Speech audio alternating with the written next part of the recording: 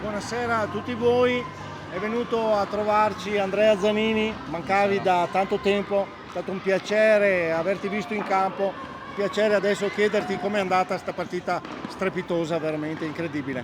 La partita è andata abbastanza bene, sapevamo che era dura perché avevamo una squadra ostica davanti molto forte, ce l'abbiamo messa tutta, c'è ancora da lavorare tanto perché alcuni errori li abbiamo fatti noi, però penso che possiamo stare contenti di averla. Sì, no, senza dubbio un primo tempo proprio studiato da entrambe le due formazioni, loro sono passati in vantaggio forse nell'unica occasione, è un roller Bassano molto attrezzato, forse avete lasciato un po' troppo spazio al possesso palla degli avversari?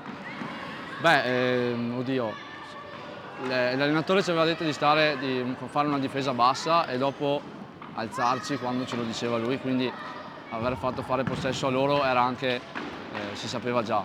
Nelle Sì, disposizioni in sostanza. infatti abbiamo recuperato parecchie palline, però come si sa quando ci sono squadre a livelli così uguali più o meno, Sì.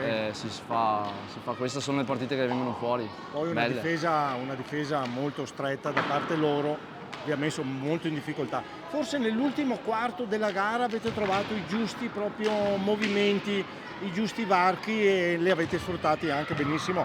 Strepitoso il gol in inferiorità numerica, o Sì, no, sì, sì. Andrea? Avevamo voglia di pareggiarla, avevamo voglia di vincerla e si è visto negli ultimi 5 minuti, insomma. A parer mio, l'ultimo gol che hanno fatto loro era palla alta perché mi è arrivata la stecca in faccia, però questo sono cose che succedono Per nell'hockey. fortuna non ti ha colpito. No, per fortuna un'altra volta no.